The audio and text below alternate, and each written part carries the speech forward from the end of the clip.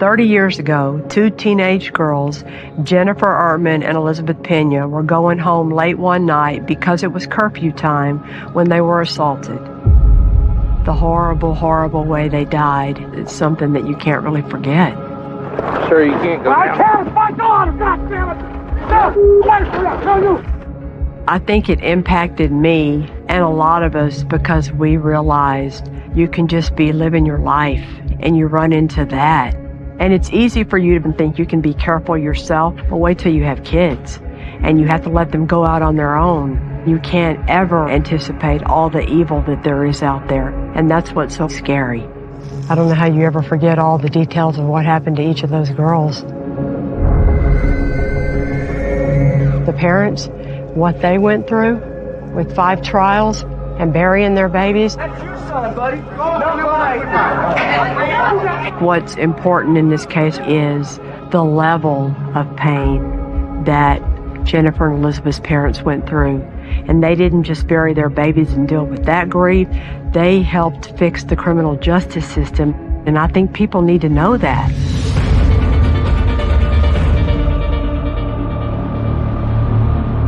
Safe haven, can't seem to find you. I'm craving a place to go.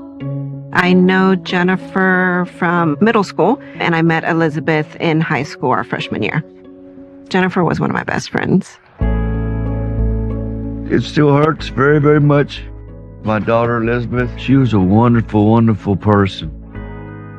She was always very, very happy, always smiling. She was definitely mama's girl. Jennifer was a little bit younger than I was, so she was a little bit more on the shy side, but she was starting to come out of her shell. They were both great friends, beautiful girls just starting to find themselves. The summer of 1993, we had just ended our freshman year and we were enjoying our summer. That Thursday night, June 24th, they had gotten together at a mutual friend's apartment complex just to hang out. Jenny was 14, Elizabeth 16, and typical teenage girls just, having fun. They went to a party, but they also had a curfew. And when it became closer to the curfew hours, they kind of looked at their watch and went, "Oh, we better go."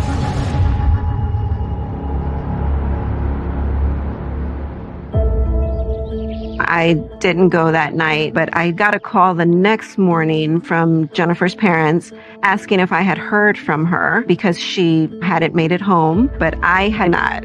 Initially, her parents were a little worried because it just wasn't like her to not call and let them know where she was. I don't think I really thought anything of it, just maybe they fell asleep at the apartment. We would hear from her eventually. But that evening, when we hadn't heard from either one of the girls, it started to get a little scary, and the parents first called the police that Friday.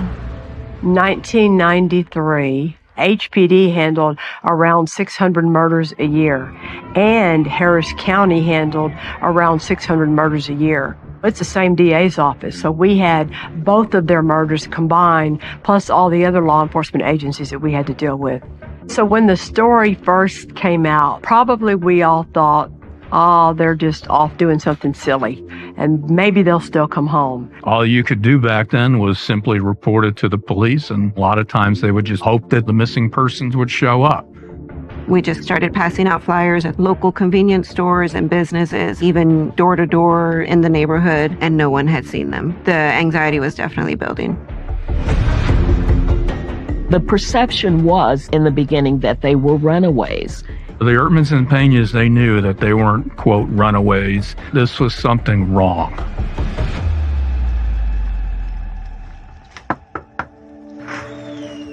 How are y'all? How you been, Kelly? I'm good. So he didn't tell you I was coming out here today. Well, I called him to see if I could come out here and talk to y'all. Because, well, she's not going to do the interview. That's okay. You want to come in? Yeah. She was a girly girl, though. She was a girly girl. You're right. Stuff. Yes, you're right. Okay. She loved that. Her makeup and her get dressed up and go out with her friends. And just be a girl. And she had gotten to be good friends with Jennifer, right? They was friends for 2 or 3 years before this happened. The girls, they just started living. I mean, they just started living. People always say, what happened that night that caused it to go so horribly wrong? Nothing, right? They were just coming home. They were just coming home from a birthday party. I wish they would have called us to pick them up. They just decided to walk. Well, it wasn't that far. It should have been fine, you know? It wasn't that far from my house to that apartment, but that was the worst decision they ever made in their life. The girls were missing. 4 days go by. All of a sudden, there's a tip. We don't know the name, but the tipster said, you know, you're looking for 2 girls. I know where they are. PC Chester Park. From the apartments to the park to Elizabeth's house, that was all walking distance. I kind of lived in the area. That's why I was really surprised when I got the call that something had happened there. When I got there around noontime, the crime unit was already there with a helicopter. I started walking across the railroad tracks. And then I went into the woods.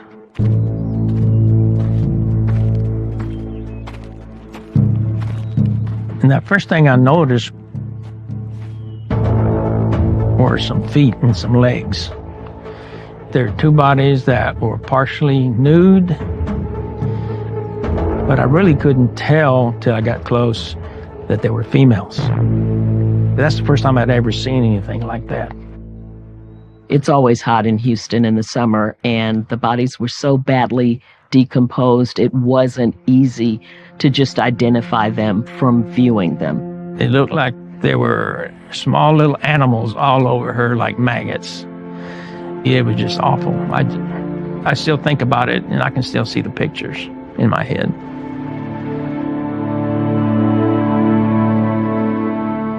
And then I noticed clothes scattered all over the place. And then I saw a belt that was red, that kind of half of it wasn't there. It was just so horrific. I can remember like it happened the other day. The horror had been discovered, and the parents had found out. There's a crowd around, and Randy Ertman just broke through that crowd. Sir, you can't go down. I can't! It's my daughter, goddammit! No! Wait for that! No, you! You watch that video of Randy running down that hill screaming, and the cops holding him back because they knew he didn't need to see what was inside those trees. And then you hear him say, "Does she have blonde hair?" Blonde hair? Is she blonde hair? You can just hear the raw pain in his voice that day. It breaks your heart. The bodies were taken to the medical examiner's office to see what injuries specifically they had, what the cause of death was. The police department then began to try to figure out who was responsible for this. That anonymous informant called Crime Stoppers first. And when you call Crime Stoppers, that's anonymous and can't be traced. That's to encourage people to call with information for the reward money. But when the Houston Police Department was looking for the bodies, initially they couldn't find them because they were looking in the wrong area. And then that anonymous informant called back to 911 to tell them you're looking in the wrong spot and where exactly to find the bodies in a clearer way. When you call 911, everybody knows that's not anonymous. You can be traced. You can't imagine sitting and listening to these people bragging and what they did to a 14 and 16-year-old girl. I was pretty shocked that there were that many people involved and nobody stepped up and tried to stop it.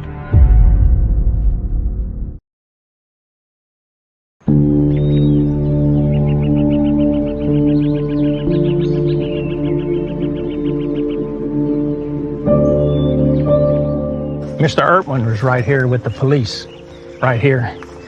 And he was trying to go in there to see if that was his daughter. Y'all had to hold him back? Yeah, he was yelling at the officer, so I came in behind him, tapped him on the shoulder, and he turned around with the fist, and I went, whoa, whoa. So I calmed him down. He kept telling me he wanted to see if that was his daughter. I said, you can't go in there. He didn't want to see that anyway. And I told him, I said, if you want to help, go get some dental records. Okay. And to me, that should have told him something. Yeah. You know. His entrance to the spot. 30 years later, everything's grown, but I could tell this was the entrance.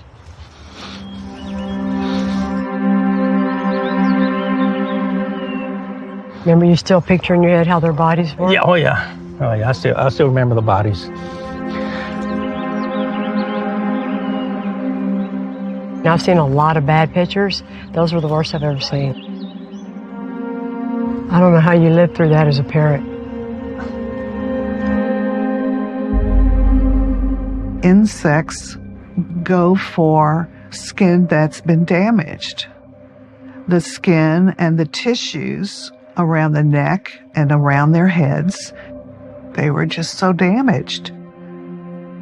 And so formal identification was made through dental records. Murder was happening almost twice a day here, but this shocked everybody. People were afraid. Most of my classmates were scared to go out.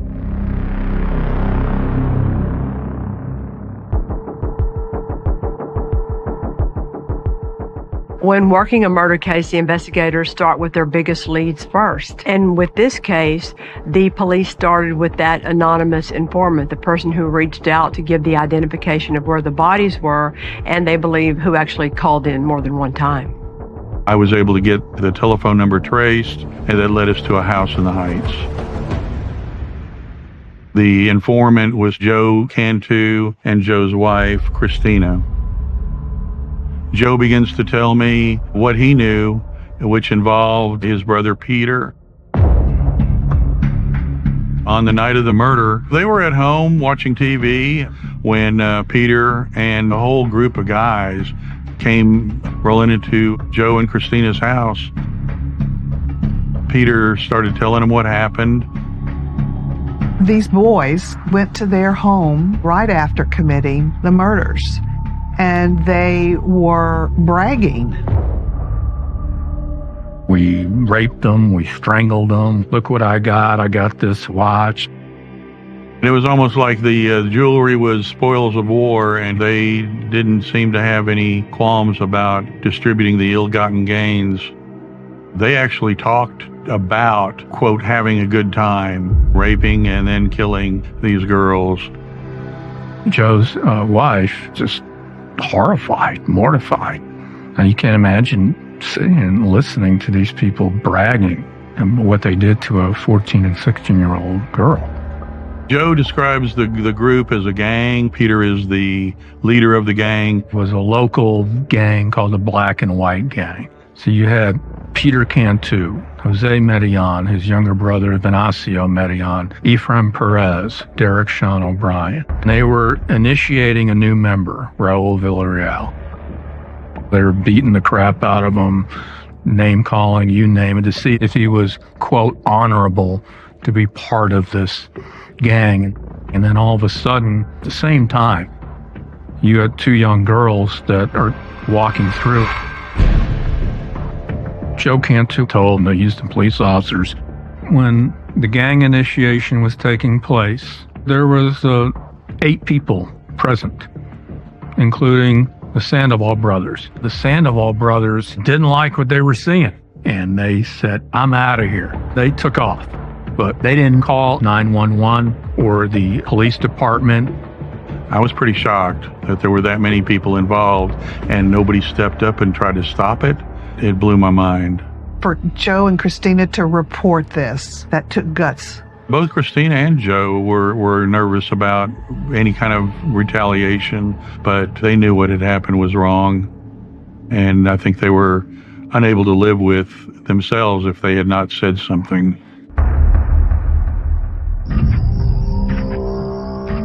We went to the homes of these 6 suspects simultaneously, so one wouldn't call another one and say, the police arrested us, so you need to leave.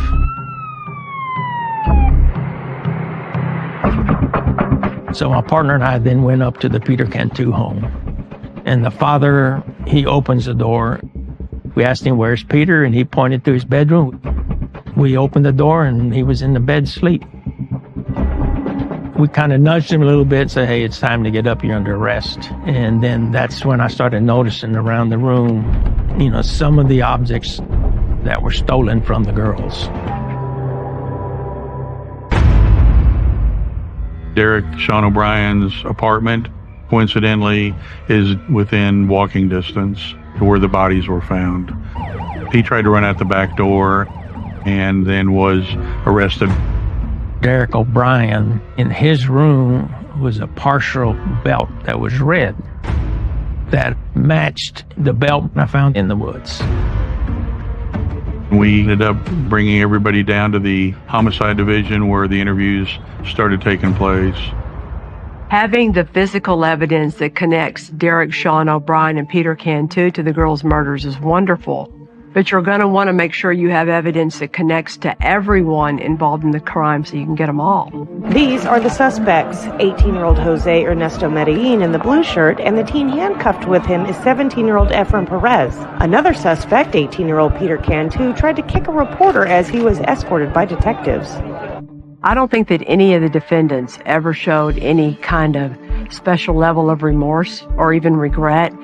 But I think that we all agree that Peter Cantu was on a different level as far as mean. He was the leader of the gang.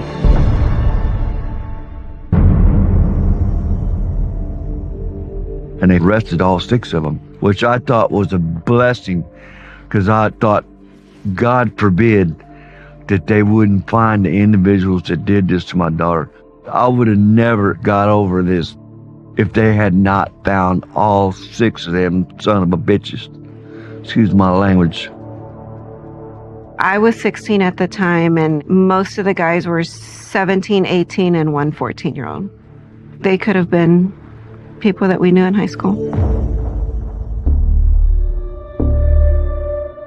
They've been accused but not formally charged with capital murder and are being held on $100,000 bond each. Another suspect is only 14 years old and was taken separately from HPD headquarters to juvenile authorities. All the suspects were questioned at the same time. They were all separated, but all statements were kind of different from each other. These guys are all pointing fingers at each other when they're asking who grabbed him. One saying this one did it, one saying the other one did it, and one saying, well, I grabbed her, but I just grabbed her hand. Trying to get information about any kind of crime, much less a capital murder, from a gang member and asking them to talk on another gang member is pretty much impossible. And I would say it's just about the very hardest job any prosecutor ever has to deal with, because they're not going to talk. They know if they talk, that labels them for the rest of their life.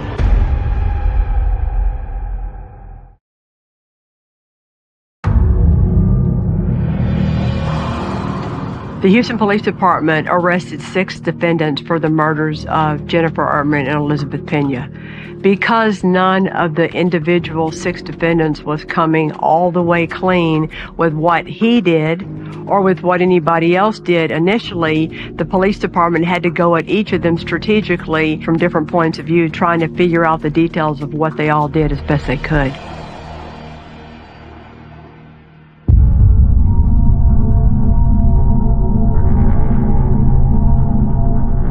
It was a matter of bouncing to these different rooms and talking to the detectives that had talked to them.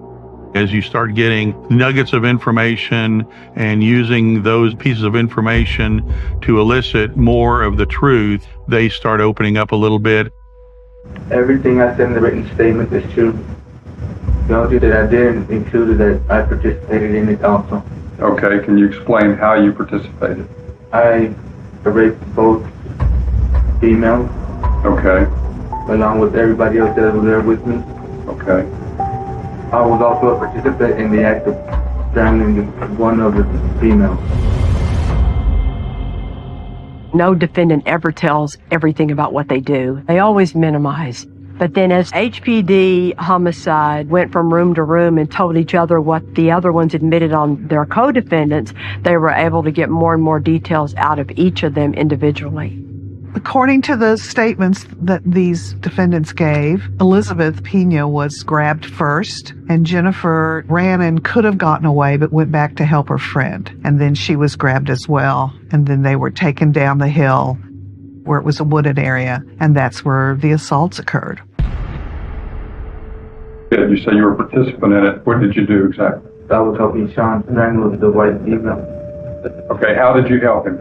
By holding her down. Okay, what was he using to strangle her? First they belt, then the belt broke, then the handkerchief. There was an ambivalent tone in a lot of what they were saying. It's kind of chilling when you listen to it. Then choking, and he started choking him. With what? With a shoelace. Where'd he get the shoelace from? I don't know. Okay. Joe told me, here, you get this side. So I grabbed that side. You grabbed the other side of the shoe strap. Was he trying to kill him? Yeah. Why? He didn't like no witnesses. It was like a raping frenzy, the killing frenzy. If you've ever watched National Geographic shows, what lions do to gazelles. The lions were the black and white gang. Jenny and Elizabeth were gazelles, and I'll just leave it to your imagination what happened to these two teenagers. They had to endure a lot of pain. It was very hard to hear, like how sick. It's devastating to me. Why would anybody that's not evil do something like that to a small child? You have to be evil. I don't know. I never understood how somebody standing there didn't say stop. Although these defendants point the fingers at each other. In Texas, we have what's called the law of parties. If you can prove that people acted together to commit a certain offense, they're jointly and severably liable for that offense. As they talk about it, you wouldn't call it graphic because they tell it so matter of fact. They kind of like that they're getting to talk about it. I just remember hearing it going, my God, a jury's going to hate you.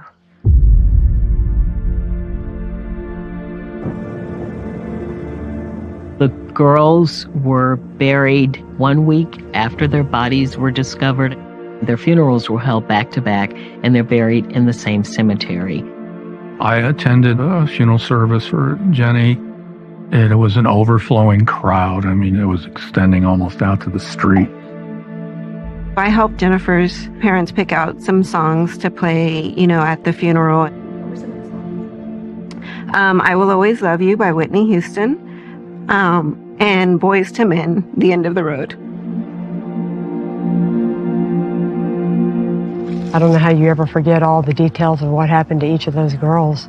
If you've ever been the victim of a murder, like the Penas and the Ertmans, the parents, what they went through, losing their babies and burying their babies, think of a victim you've ever had in your whole career who's gone through more than them. I don't have any. There's not one. All 6 of these defendants were charged with capital murder. Clearly, there were different ways you could have charged them. You could have charged them as a double murder, capital murder, or as a sexual assault murder, capital murder, or as a robbery murder, capital murder. So any of those combinations of ways to file capital murder could have applied to all of these defendants. Ultimately, the elected DA made the final decision to seek the death penalty. Johnny Sutton was the first chair in Raul Villarreal's case because he was the chief of the court. He asked me to sit on the case with him because I had death penalty experience. My case was Efren Perez.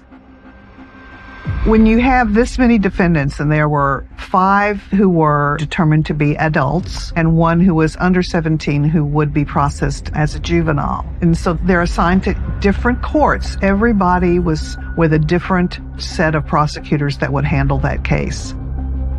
You had 5 different judges in charge of their individual defendants. We'd never had to deal with that before. The same witnesses over and over again times 5, the same cops, the same family, the same medical examiner did the autopsy. This was a first for everybody in all kinds of ways. Benny Medellin went first because he's a juvenile. He didn't have a trial, just had a hearing. He pled guilty to aggravated sexual assault and he got the maximum. They took the life of our daughters today. Okay, they ought to take the life of this man too. Or, he's not even a man. He's a sick individual. Of course they're disappointed. How could they not be? They want their daughter back. He got life 40, a juvenile sentence, but he only got it one time. Remember, we have 2 victims and we have all different kinds of ways we could have filed capital murder. So they didn't file more than one and they didn't try to stack them and make them consecutive sentences. If he will agree to testify truthfully and completely. I am very sorry for what happened. I lay awake every night and wish I had physically fought the other guys, even my brother, to protect them.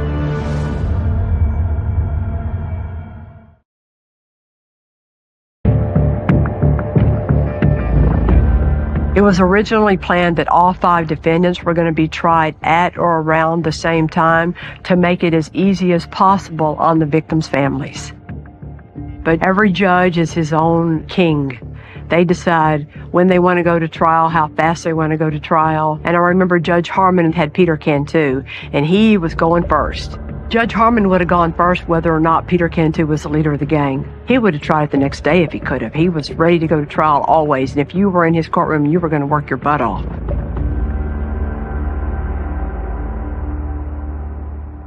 It was almost a circus-like atmosphere. And you had family, you had friends. I've never seen so many people in one courtroom. Peter Cantu is the leader of the gang. I think he was the reason everything happened. It was hard to be in the same room with him. When the gang initiation was taking place, there was 8 people present, including the Sandoval brothers. And when Jenny and Elizabeth walked upon the gang initiation, the Sandoval brothers, they bolted. Did they do anything? Did they call police? No. But at the very least, they did testify that they observed Cantu, Medellin, and O'Brien grab Elizabeth, and then when Jenny went over to help, grab her as well. You don't get to pick and choose your witnesses. You're not going to have nuns to talk about it. It's a gang initiation. So on the scale of do you believe the Sandoval brothers, they walked away because they knew this was horrible and they didn't do it. So I think that helped their credibility. And Joe Cantu also testified. Well, it was a big deal that Joe was willing to testify against his own brother and against the other gang members. The case might not have been solved without Joe. The families, they got out when the medical examiner testified. The details that the medical examiner needed to get into to fully describe what those girls suffered was going to be horrible to listen to. But the jury had to fully appreciate all that if they were going to be asked to decide ultimately, does Peter Cantu deserve life or does he deserve death? I'd never seen photos that disturbing. I remember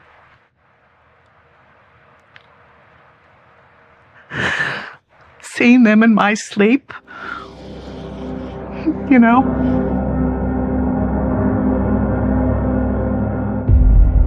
The defense, they want to do right by their client and give him the kind of defense that he deserves. That being said, the defense didn't have a whole lot to work with, I'm afraid. The jury of 12 people unanimously found Peter Cantu guilty of capital murder. The guilty verdict, we knew it was coming. The real issue was he going to get the ultimate sentence in the state of Texas, and that's the death penalty. At the end of the punishment phase was again unanimous that he should receive the death penalty. Please, no. We're in the hallway waiting, and Judge Harmon came up to me, and I'll never forget it. He goes, hey, what do you think if I allow Mr. Ehrman to say a few words? I think, Judge, he would love it. Before this trial, the Victims' Bill of Rights had been expanded to allow victims' family to give an impact statement, not before the jury, and it had nothing to do with what the sentence would be, but just to let them have the opportunity to speak out if they wanted to. We live for the day that you die. Hope you rot in hell. It takes a little bit off your chest to be able to tell the scumbags what they've done to you. These guys can get executed the way they did. Just left there on the ground, died. When Randy Ertman and Mr. Pena stood up, that changed the course of history for victims' rights in Harris County. Everybody now knew you could do this.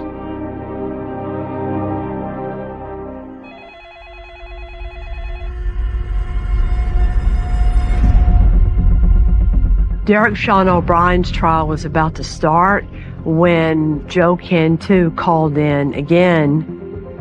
He had information that Peter Cantu, Jose Medellin, and O'Brien had committed another murder.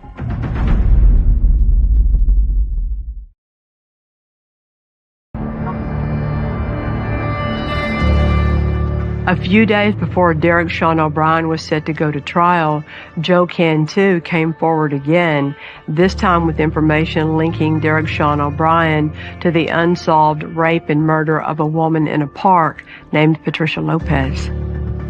The police tell O'Brien's lawyer that Derek Sean O'Brien needs to provide his DNA for that investigation. Through the investigation, we learned that 6 months earlier, Jose Medellin, Peter Cantu, and Derek Sean O'Brien brutally raped, brutally murdered, disemboweled, and left in a public park. How could they do this to Jennifer and Elizabeth unless they've had some experience taking a life before? In the Patricia Lopez case, we did get some DNA that matched back to Jose Medellin, but it was a fingerprint on a beer can at the scene that matched Derek Sean O'Brien. When it becomes apparent that Derek Sean O'Brien took part in the murder of Patricia Lopez, that evidence is ultimately used in the punishment phase of Derek Sean O'Brien's trial for what he did to Jennifer and Elizabeth. Derek Sean O'Brien was convicted pretty quickly, and then they also assessed the death penalty. There are still 3 defendants left whose trials are set. The decision was made that we were going to try all 3 of those defendants at the same time, simultaneously, mostly just to try and take away some of the pain and anguish that Jennifer and Elizabeth's parents were having to go through, to get it over with. No one had ever tried to do that in a courthouse anywhere in this country. Johnny Sutton and I were in charge of handling defendant Raul Villarreal. He was 17 years old. He was the first offender. He was the one being initiated into the gang that night. And based on the evidence that we had for punishment, our case was the most difficult one to try. On September 13, 1994, the trial against Raul Villarreal began. Johnny Sutton started our trial with his opening statement where he laid out how the girls came up on the gang that night and told the part of the story that a lot of people didn't know, where Jennifer Ertman had the chance to escape. She could have run away, but she went back to help Elizabeth because Elizabeth was crying out to her for help. We opened our case by calling Sandra Ertman to the stand. That's Jennifer's mom. And she started out her testimony by talking about what Jennifer was wearing that last night she was alive. Her striped shirt, her baggy jeans, and her purple Converse tennis shoes, all clothes that her daddy had given her for graduation, which the jury got to see pictures of in the crime scene photos. Sandra also talked about the jewelry that Jennifer owned and had on that night, and that all was important and came into play because that jewelry was divided up like the spoils among the defendants and later recovered at some of their houses and apartments. The same witnesses testified at each trial. Joe Cantu testified. You had the officers, you had the Sandoval brothers. Venancio Medellin testified against everyone except for his brother. I think I was in court for 3 days straight to testify in all 3 cases. Well, in my case, I had a very detailed statement from Efren Perez about what he did and what he saw other people do. My daughter was the same age as these girls, and it was very emotional for me personally, and to read the police investigation. We didn't have cameras in the courtroom in this trial for Efren Perez. We had a sketch artist, Robbie Pleasant. I'm questioning the medical examiner. It's Judge Ruben Guerrero with the jury, and the defendant is in there, and his attorneys, and Don Smith, who's my second chair. After the trial was over, one of the jurors approached me and said that I must have had ice water in my veins because when I was doing the medical examiner that I didn't show any emotion. But it was just the opposite.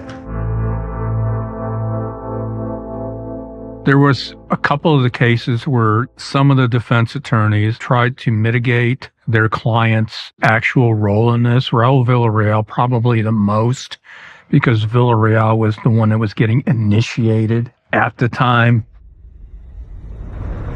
What I said to the jury was, don't get caught up in comparing Raul Villarreal to Peter Cantu, because Raul Villarreal could have walked away. He could have stopped. He could have not participated. And you heard his statement, you heard his confession. Did he sound like he was sorry for what he did? So don't get caught up in trying to compare them to each other. That's not really the point. With the 3 trials going on at the same time, my case, there was a guilty verdict. And the other 2 cases, they were both found guilty, and the punishment phase begins. Raul Villarreal was only 17, and he didn't have a prior criminal history. We knew that going in, that was going to be the hard part of this case. Remember the opposite of that. He's just 17, and look what he's capable of doing already. He wanted to be a part of that gang. He wanted to be initiated that night. He chose to rape these 2 little girls that are screaming and crying, stop, stop, stop, and then stomp them with his boots and choke them out. And you think that just because he's 17, we're supposed to forget about that and give him a life sentence? What? Johnny and I gave our final arguments, and we were waiting for a verdict just like the other 2 courtrooms were. And none of us were sure what the verdicts were going to be. And the longer you wait, the more worried you get.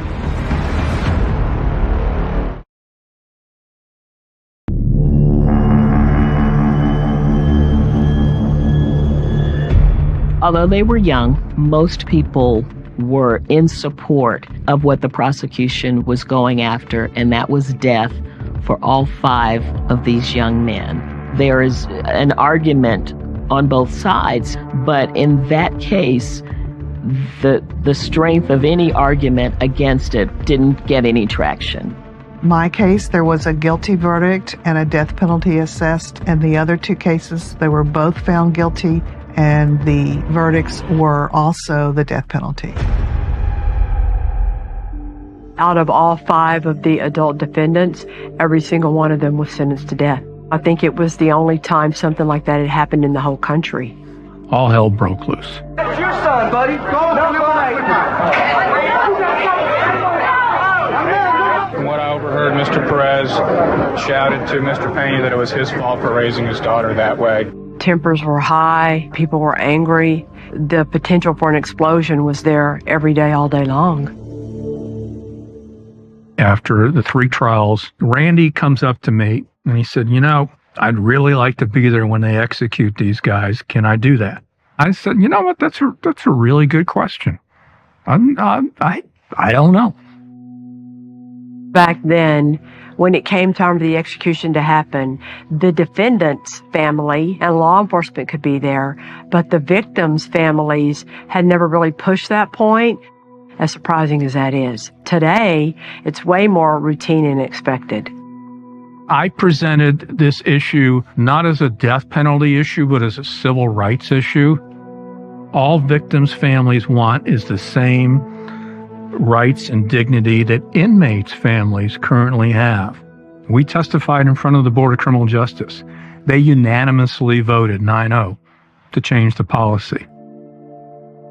O'Brien was executed in July 2006. Joe Medellin was executed in August 2008. Peter Cantu, the so-called leader of the gang, was executed in August 2010. I thought that was pretty nice that I was able to go.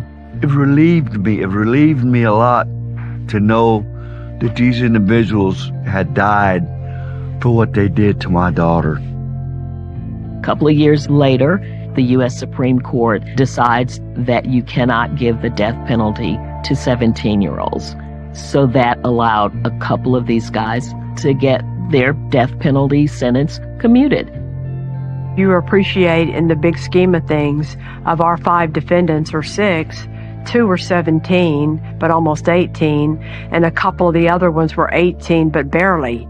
So why does a couple of months of when you're born matter that much in deciding what your ultimate punishment is? It doesn't make a lot of sense. And it was hard knowing that they weren't going to have to pay for what they did like the other guys did. We got 3 more that's still in there. I just hope to God they don't ever get out. I hope to God they don't. You know, the thing about all that you went through, and I don't know if you ever realized it, but y'all changed the whole criminal justice system for the DA's office too. The whole having to meet with people and prep to testify and sit through all those arguments and picking all those jurors. I don't know how y'all did all that. They went through more than any of us would ever want to go through in our whole life, losing our babies, and then they still were strong enough to do what they did to change the system. If I could help somebody else go through the living hell, I feel good about that. And Randy died several years ago, but I miss him so Did bad. you stay fired up to the end? Oh man, he was a fighter, you know that. You too. I'm sorry, he was a fighter. So the pendant that I'm wearing was Jennifer's. And her parents sent it to my older daughter, who's named after Jennifer, for her high school graduation. So 10 years ago, she wore it when she walked across the stage. So she had a piece of Jennifer with her since Jennifer was never able to walk across the stage. It meant a lot. Thank you, Kelly. Thank you so much. All right, you be good. They're really good people, and they're strong. I don't know how they've survived. I don't know how they continue to survive. I don't know how they do it.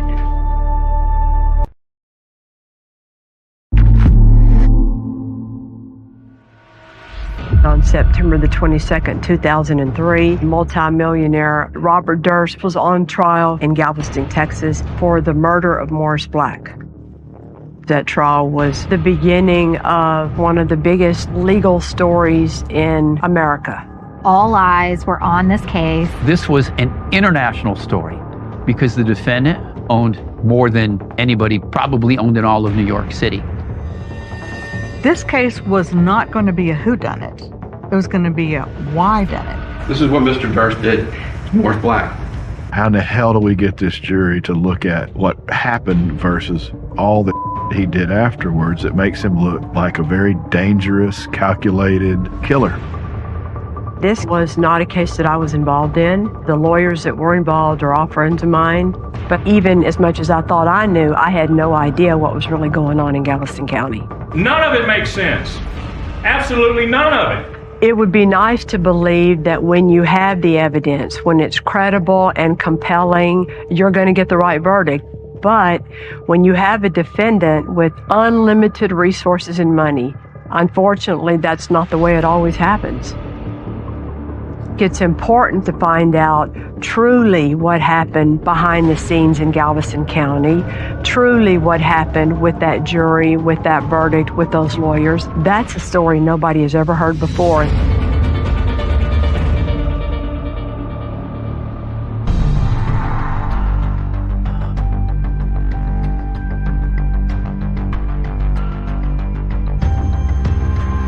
They broadcast it as a torso floating in the bay. And the body would have been down in here. And I actually pointed out to the bay and I said, look at those dark spots just under the surface of the water. Out beyond the pier, because you can see the dark shadows of the bags out there. And then we fished in 3 bags that were floating under the water. That was 2 arms and a leg. And then the missing leg was found farther west of the crime scene, washed up on the beach. There was no head. Kind of seared into your memory, if you will. It's hard to forget. I finished all the chores for the day. I sit down, turn on the TV to watch Sunday Night Football, and within 2 or 3 seconds, the phone rings. I answer the phone, and dispatch says, "This is Galveston Dispatch. We have a torso floating in the bay." And I said, "I'm sorry, I didn't hear you right. What did you say?" I got in the car, and I respond to the scene.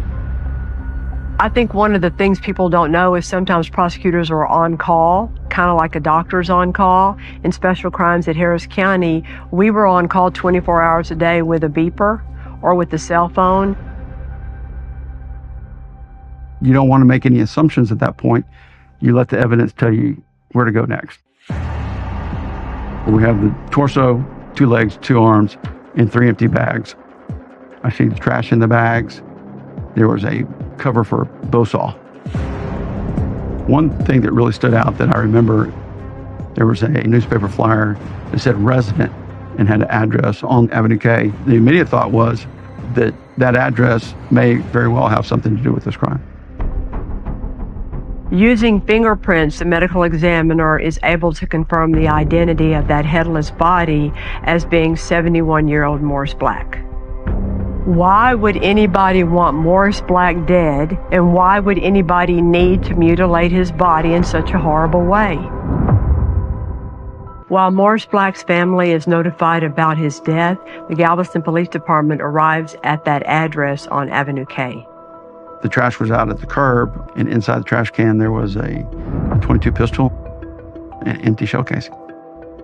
We're very much thinking we had a murder weapon at that point. The police department also recovered an eyeglass prescription in the trash, and the name of the prescription belonged to Robert Durst. At this time, nobody knew who Robert Durst was. We also found an eviction notice for Morris Black for apartment number 1. Inside Morris Black's apartment, there was blood in the drain, the sink, the shower, certainly evidence that would indicate that blood was being washed down the drain. And they found evidence of blood in the hallway going from Morris Black's apartment to the apartment across the hall. The landlord told us that Dorothy Signer was the person who rented the apartment across the hall from Morris Black.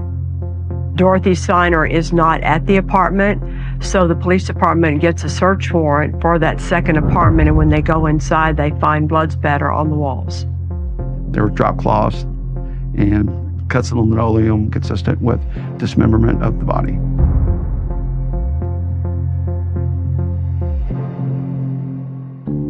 Morris Black was kind of a loner. He had a good heart, but he could be difficult. Morris Black would wear like a little knit cap all the time, and he walked around like a sailor man, and he was a merchant marine. The way he lived was off the grid. He kept to himself. Usually you can get a better feel for your victim, but Morris Black just kind of stayed this shadowy character that not a lot was ever known about.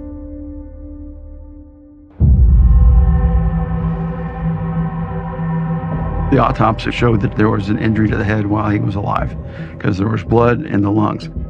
Only way you can get that is flowing blood coming down the esophagus, down into the lungs, and the person is breathing at the time. We know he wasn't shot in the torso, the arms, or the legs. We know there was a gunshot because of the high velocity spatter. Likely conclusion, Morris Black was shot in the head. So this person who rented the apartment under the name Dorothy Signer was somebody we wanted to talk to. And through the internet, we were able to locate Dorothy Signer and actually called her up and talked to her. She had no connection to Galveston. She had no connection to Morris Black. We asked her about Robert Durst.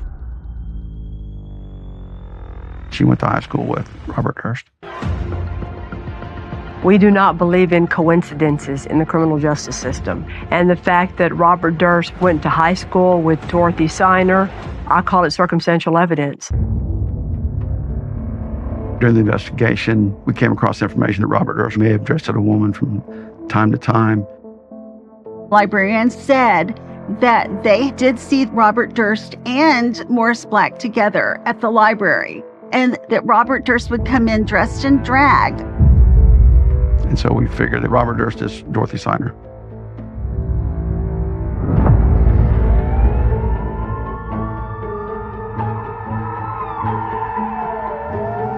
Officers pulled over the vehicle, which was driven by Robert Durst.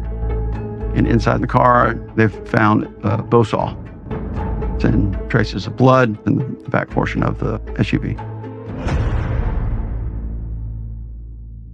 Officer Cody and I were upstairs of Galveston Police Department where Robert Durst was, and he asked what his bond was. And Cody told him it was $250,000, and then asked him, "Do you have that kind of money?" And his response was, "Not on me." He's booked, and then he made bond, I believe, the next day. At that time, I got a call from a New York Times reporter asking me to look at an old photo and see if it's the same Robert Durst. From there, all hell broke loose. We find out Robert Durst was actually a real estate heir from New York City. His family owns Times Square. So what in the world is Robert Durst doing dressed as a woman in Galveston, Texas in some crappy apartment? Galveston is a port city, so we have people from all over the world coming through our ports. And it seems to be the perfect place to get away, disappear, and hide if you're looking to do that. One of the reporters told me that he was a suspect in the disappearance of his wife from a long time ago, and that case had never been solved. He's also a suspect in LA in his best friend Susan Berman's murder only a year earlier. Maybe he was hiding in Galveston because these charges were heating up. When the time comes for Durst to show up for the initial hearings in the Morris Black case, he is nowhere to be found. He was on the lam, and turns out he's got resources to be on the lam forever if he wants. You know, if he's that wealthy, just pay the cash to bond out like that. There's no telling where he is now. You know, he's gone. Someone killed someone and cut their body up? That seems crazy. Robert Durst hired the dream team of Texas. Justice isn't black or white, it's green. And he had the green.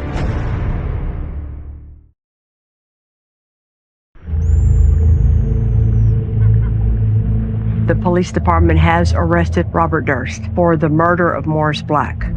But with seemingly unlimited financial resources, Robert Durst skips town and now he's on the run. Robert, please come home. The trust has the wherewithal to pay for your legal defense. 45 days goes on. They're searching for Robert Durst. He's finally found 1,500 miles away from Galveston, Texas, in Pennsylvania, where he's arrested, shoplifting a sandwich. He rented a car, and he's using Morris Black's ID, and he's using Morris Black's name. While all this is going on, you also have a prosecutor in Westchester County, New York, looking into a murder allegation against Robert Durst there, and another one in LA County, California, where they're looking at the possibility of Robert Durst also committing a murder there. Because there was a lot of evidence. The Morris Black case looks open and shut. It doesn't look good for Robert Durst. And then this guy who just got arrested shoplifting a sandwich has hired literally the dream team of Texas. Dick DeGuerin, Mike Ramsey, and Chip Lewis. You don't get better. We all knew at that point it's going to be a fight. When Robert Durst hired Dick DeGuerin, everybody knew who he was. He was the biggest guy to hire in Texas. He was the best. And I knew that personally because I tried the Dror Goldberg case against him, and I got to see firsthand, up front and personal, how great he was at his job. I also got to see things that I thought he made mistakes doing, where I felt like maybe I could share those thoughts with Joel and Kurt as they prepared for their trial, and I did that. And I knew Chip better than both of those guys because he's a friend of mine. And Chip worked at the DA's office when I was at the DA's office. He was an up-and-coming star prosecutor who was great in trial, who was very, very charming. He left the office to go out and make his own name in the criminal defense world. So I knew that Joel and Kurt were going to have their work cut out for them.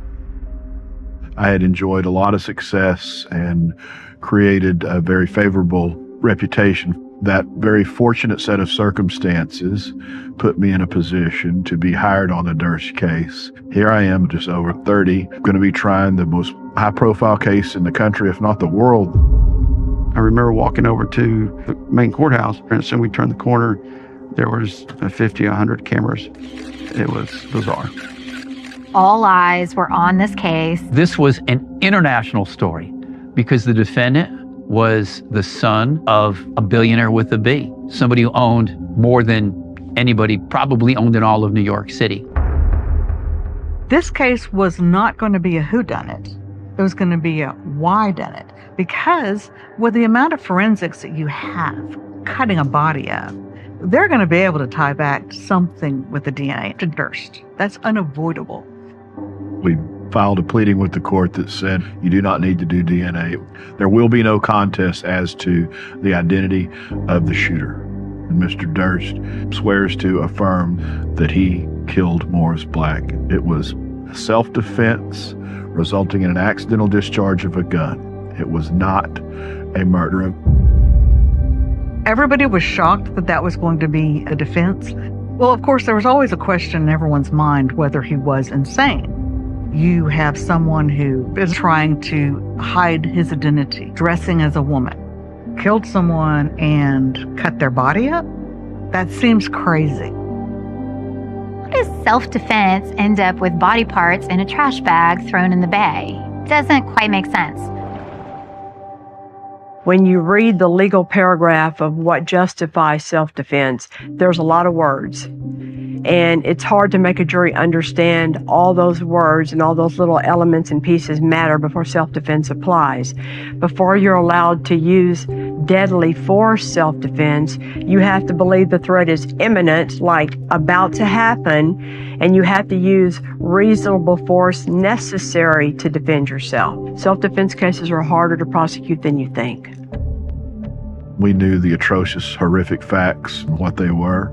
The question was, how in the hell do we get this jury to look at what happened versus all the he did afterwards that makes him look not only guilty, but like a very dangerous, calculated killer.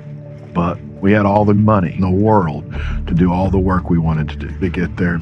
I think if we can keep this on track, we're going to win this case.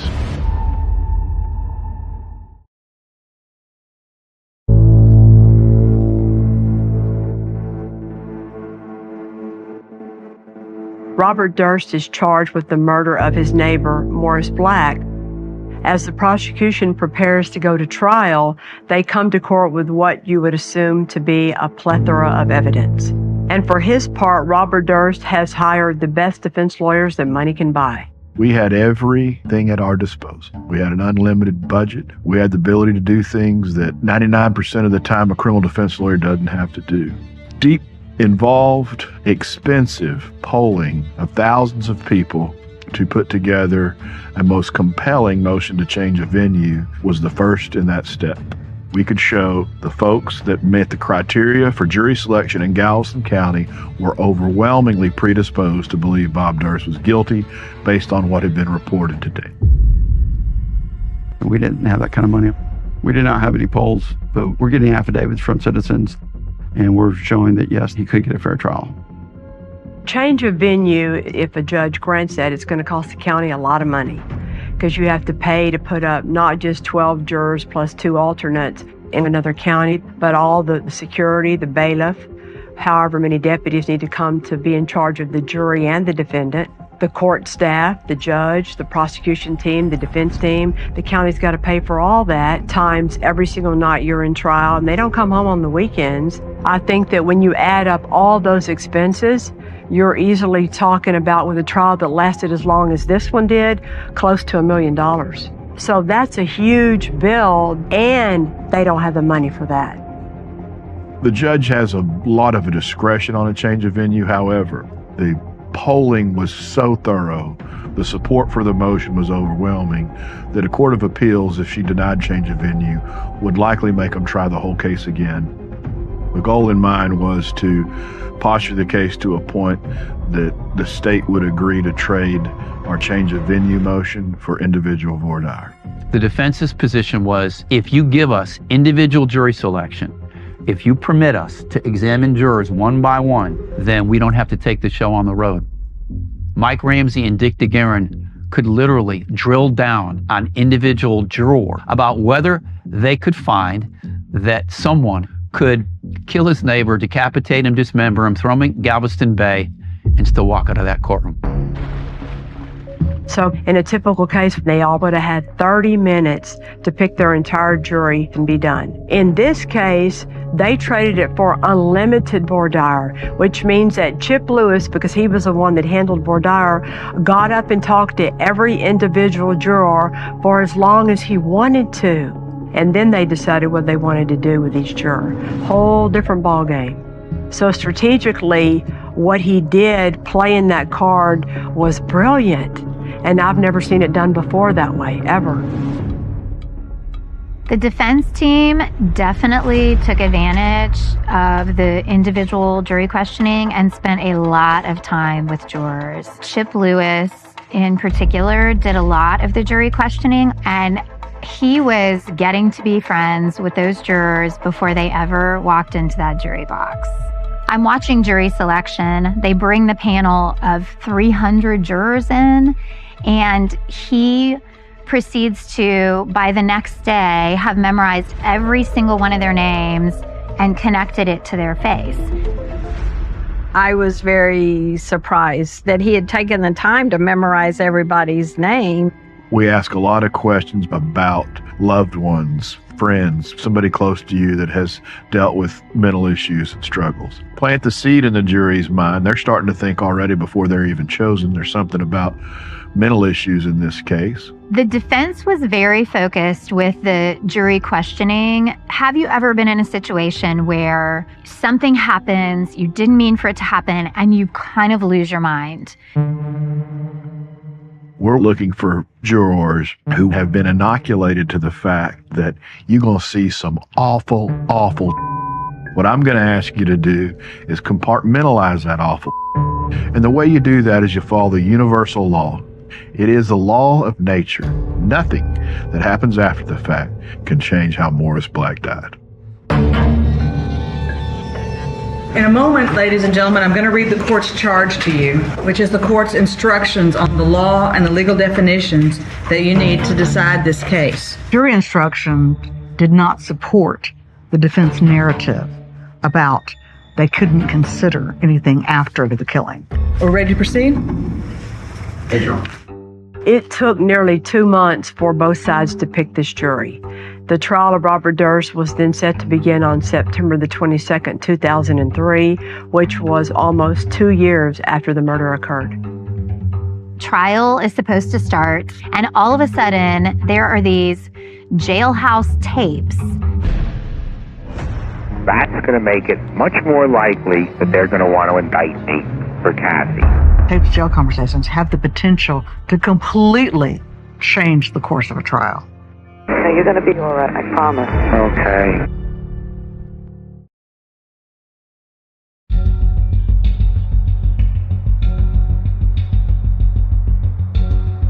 Days before we were to begin the trial, 36 hours worth of recorded phone jail conversations with Robert Durst arrived. Durst had previously been in custody in Pennsylvania, and the Pennsylvania jail had hours of recordings of Durst speaking to Mrs. Durst. We learned that Robert Durst married real estate power player Deborah Lee Sheraton in December of 2000. Their marriage began less than 9 months before Durst killed Morris Black. I'm trying not to plan what kind of look I should have on my face. I know. Am I supposed to be smiling, or am I supposed to be grim? If you're thinking of expression, I would just have like as close to no expression as you that's what I think. As you hear Robert Durst talking to his wife, you hear how cunning he is, how smart he is. So you get the real essence and character of the man in these tapes in a way that poor little pitiful frail Robert Durst sitting in the courtroom looks nothing like. First he was going to say you're incompetent. Then he was going to say you're insane. There's a conversation between him and his wife where she did not want him to use one of his attorneys because she was afraid that he wanted to use the insanity defense. And what good lawyer wouldn't consider it in this case? The problem was the family trust had a provision that if he was ever found insane or incompetent in a court of law, he would be eliminated from the trust. That would mean, okay, that your decisions, like giving me a power of attorney, was you were incompetent at the time, so that it's not good. And wait, let me finish, no interrupt.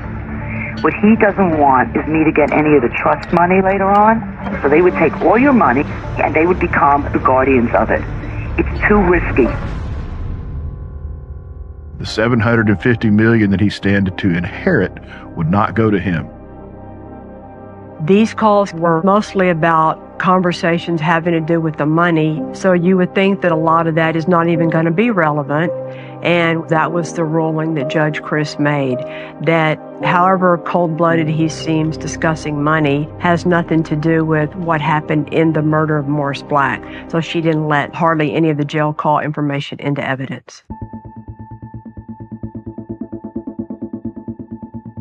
The defendant, Robert Durst, stands charged by indictment with the offense of murder. The defendant has pleaded not guilty. The Texas trial of the century is ready to begin. He murdered Morris Black in cold blood and tried to get away with it.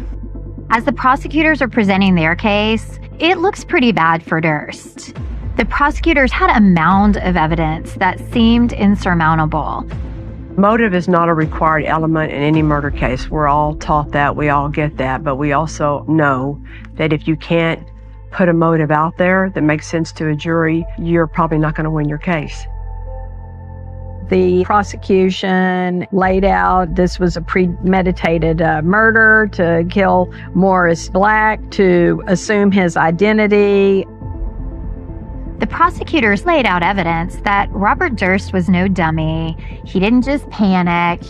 He executed Morris Black, and then he proceeded to chop up his body and try to get rid of it. I mean, people within our office, lawyers on the case, thought there's no way you can win this case. When the defense got up there, they talked about his life as a young boy and some of the hardships. He had a tough father, by all accounts. We establish he witnessed his mother commit suicide when he was 11 years old and was raised essentially by a caretaker. The defense wanted to portray him as having some mental illness or a little bit of insanity without using it as an actual defense. We let elements of Asperger's, on the spectrum, all of the quirks that are Bob Durst start early and often. We didn't need the jury to like him. We needed him to understand he's a strange bird. Because of his Asperger's, because of his upbringing, he was very prone to being bullied. Robert Durst appeared to me to be very small. He looked like maybe he was about 5'5" to 5'7" at the most. He's a very unintimidating person. The defense dressed him in overly big clothes to make him look smaller. DeGuerin raised his chair all the way up to make Dick look that much larger than Bob. My bailiff would go during the breaks and lower his seat, so the seat went up and down all day. We were painting a picture of Bob that we wanted the jury to see. We presented a stark contrast between the quirky, eccentric, little, frail Bob Durst and the aggressive, threatening Morris Black. Morris Black would sometimes get loud, or he could be mean or belligerent. The defense said they were friends. For whatever reason, their friendship unraveled, and Morris Black targeted Durst and got killed in the process. Once a jury starts to think, this son of a bitch, I mean, nobody's going to miss him, the world's better off without him, it makes Bob Durst a whole lot more likable. No one deserves to be murdered, obviously, but there are different degrees of victims, too. Let's keep it real. And it's a lot easier to prosecute a case when your victim is nice and sweet and innocent than when they're not. We had a body, and we had a lot of other circumstantial evidence. So it's good evidence. But what we didn't have, the smoking gun is not there, so to speak. In this case, it'd be the smoking head. Now, how do you prove it without the head? How do you prove that it was accidental? Intentional? How do you prove it? I don't know. Periodically, when we were all together, Ramsey would inevitably, with perfect comedic timing, say, "They didn't find a head yet, did they?" It was always out there in orbit. We better hope they don't find the head, because if that bullet holes back here and not right here, we got a problem. All defendants are innocent until proven guilty. The burden of proof rests on the prosecution to prove the case. The state calls one of their main witnesses, their lead detective, Cody Gonzalez, to walk through every piece of evidence that connects to Robert Durst. Once the prosecution finishes with their direct of Cody Gonzalez, the defense begins their cross-examination. I knew when he was asked, "What can you point to that shows this is not self-defense?" You could hear a pin drop. And he said, "Nothing."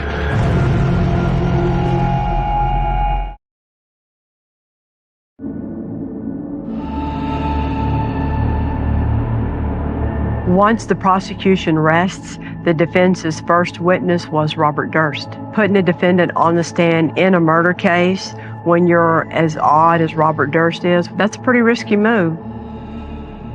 There was never a doubt that Bob had to testify. There's no rule that says you have to put the defendant on the stand and it has to come out of his mouth to say I acted in self-defense. But a lot of old school defense lawyers do believe that if you're going to walk a defendant and get him found not guilty, if it's self-defense, they have to get up there and claim self-defense. Durst is answering questions from his defense team about what it was like to be disguised as a woman while he was living in Galveston. And he proceeded to tell these stories about his wig falling off, his wig catching fire one time. It was incredibly bizarre and funny, and jurors were laughing. If I were the prosecutor and I saw the jury laughing along with my defendant, I would be pretty alarmed because they're liking this guy. I think the only way you can counter that is to just keep hammering home. We're talking about a man who got a bow saw and tried to cut up a human body to conceal the fact that he committed murder. Don't let them take the monster and make you think he's likable. Come on. The defense did talk about how Robert Durst and Morris Black were friends, and they lived across the hall from each other. One time he'd even given him a key to the apartment. But then Robert Durst and Morris Black had gotten into an argument, and Durst had taken his key back from Morris Black, and he did not want Morris Black to come back into his apartment anymore. Robert Durst testifies at the time of the murders that when he came back into the apartment, Morris Black was there in the apartment. Robert Durst wanted Morris to leave, but Morris Black didn't want to leave and knew where Robert Durst kept the gun. So Morris Black went to go get the gun, and that the gun accidentally went off in this fight over the gun. The judge did allow Robert Durst to step down off the witness stand and demonstrate with his attorney to the jurors how exactly the struggle happened and how the gun went off.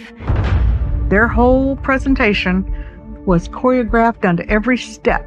What you can see happen in a courtroom with your own eyes because it's acted out in front of you is always going to be more impactful than just sitting on a witness stand talking about it. That is his version of events that he has all the right in the world to describe and show the jury. If they chose to believe it, that's up to the jury. Watching this reenactment, it was plausible to me this could have happened. They were riveted, standing up, leaning over when Durst did the demonstration, the struggle over the gun. The way the struggle happened, the way he fell, and where Morris Black was shot right above the nose through the eyes could not be contradicted by the head. The head was never found. When the prosecution cross-examined the witness, they were looking to tear Robert Durst's testimony apart. Kurt and I split up the cross-examination, and I focused on the dismemberment. You don't get people up after an accident or self-defense. And if you look at the cuts, this is not something that was done haphazardly or in a crisis. This is something that was done with the skill of a surgeon. This case is not about what happened to Morris Black's body after he was dead. This case is not about what Bob Durst did after Morris Black died. The sole issue for you ladies and gentlemen to decide is how. And the crux of this case is whether the state has proved to you beyond a reasonable doubt that Bob Durst knowingly, intentionally, voluntarily killed Morris Black. There's no motive and nothing to gain. What makes sense about anything that this man did on September 28th, September 29th, September 30th, and October 1st when he fled? None of it makes sense. The defendant has demonstrated the willingness to commit horrid, indescribable acts of butchery. That man, Robert Durst, is guilty of murder. Thank you. I think that if you would have asked anybody in the courthouse, we would have all told you, well, he's going to be found guilty. But my brother at the time was a court reporter in a different courtroom, and he went and watched a lot of the trial, and he told me how it was going pretty much every day. And I had even kind of been warned it wasn't going great for the prosecution. Your job as a juror is to look and consider all the evidence. The prosecution's message in their closing arguments were methodical and based on evidence. They weren't as compelling.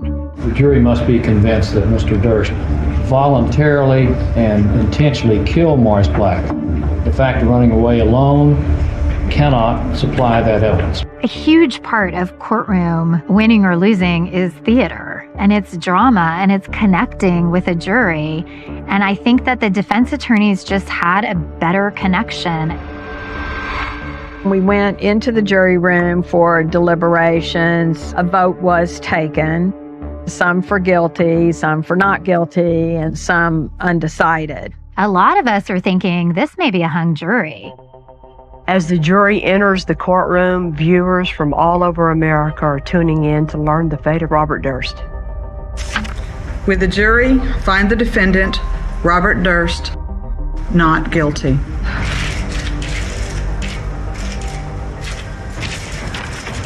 The courtroom went berserk. Reporters were running out of the courtroom to do live shots. People were crying.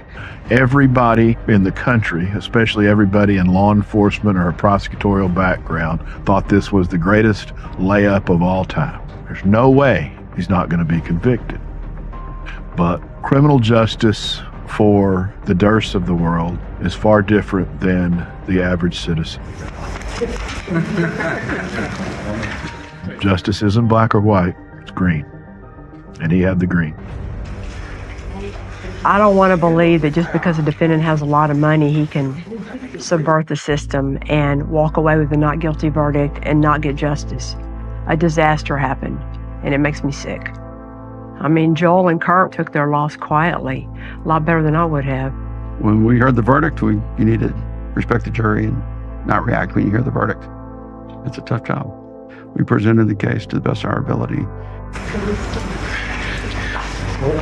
It was a pretty awful moment because I have to act like I don't have an opinion about it. But in my head, I'm thinking, oh my God, this guy's really dangerous. And he's about to be loosened on the public. I don't think the jurors had any idea the lens they were going to be under the second they said not guilty. I did not want to convict this man on what I thought. I wanted to make a decision on what I knew, on the evidence that was presented to me. Based on the evidence that was presented to us, there was reasonable doubt. I feel that the prosecution did not prove how Morris Black died, we all as jurors agreed that the not guilty is saying not proven. After Robert Durst was found not guilty, the other charges were kind of just left over. Nobody had the zeal to worry about those, and they all pretty quickly just came to an agreement that he would serve a little bit of time and plead to those cases, and it would all be over with in Texas. After the jury verdict, there were accusations of, were any of the jurors paid off? Did Durst get to them? I believe in this case, justice was bought.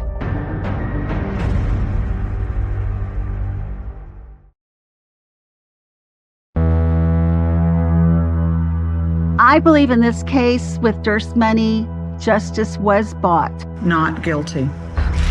What was real surprising to me was soon after the case was over, the head juror on the trial started visiting Robert Durst in jail with his family, becoming friends with him after trial. What can I tell you? One of the jurors subsequent to that case worked for Bob Durst himself. And then Bob donated $1 million to Galveston County to build a law library.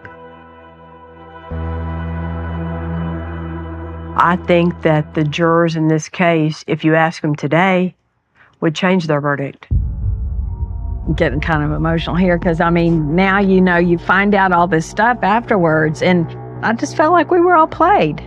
Robert Durst was found not guilty for what happened with Morris Black, but his real day of reckoning came in a courtroom in LA County for the Susan Berman case with a prosecutor named John Lewin.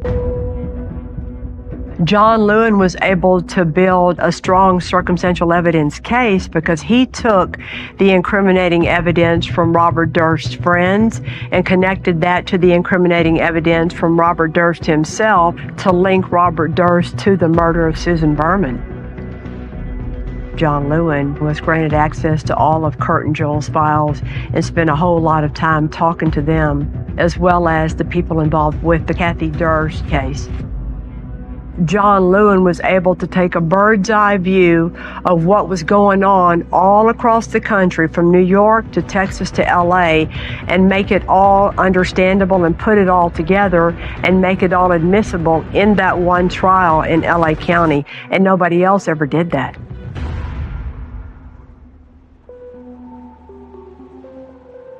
I got the first call when Bob Durst was arrested in New Orleans on the California warrant. He said, "I need you to get here. They've arrested me for murder." Based on Robert Durst's history, there was no telling what would happen with the Susan Berman trial in LA. I mean, lightning struck once. Maybe it would strike again. Dick DeGuerin was Durst's defense lawyer. Chip Lewis was his defense lawyer. John Lewin gave his opening statement, and then they shut down the courtroom for COVID. And it was over a year later that they continued the trial. The beautiful thing that happened, John Lewin figured out a way to make the motive of why he killed Susan Berman have to necessarily include what happened in Galveston and what happened in Westchester County. All three of these cases, ladies and gentlemen, are interrelated. Everything starts with Kathy Durst's disappearance and death at the hands of Mr. Durst. And he had to kill Susan Berman because he feared that she was going to talk. And then he had to kill Morris Black because Morris Black knew who he was and was putting pressure on him. Judge Wyndham is a fine man. I like him a lot. We're friends. But when he overruled my motion to keep out Morris Black, I told him on the bench, we don't need to have the trials. It's over. There was no ability to make Robert Durst a sympathetic figure. A jury to hear that in the face of everything else, they were never going to acquit him. When they put Robert Durst on the stand, he was sickly, he was older, the pizzazz had gone away, and John Lewin was super prepared and went at him. It's ridiculous. It's patently absurd. It's a fiction. Robert Durst is found guilty of the first-degree murder of Susan Berman. More than 20 years after her death, he is sentenced to life without parole. There was a lot of satisfaction in watching the outcome of the Los Angeles trial, because it did feel like he was being accountable not just for Susan Berman's murder, but for Morris Black and for Kathy Durst's murder. Because of what happened in Galveston County, John Lewin was able to use all that to help put his case together. So at the end of the day, there was a point to all of it. It didn't happen as soon or as nicely or as easily as maybe we would have wanted, but in the end, they got justice.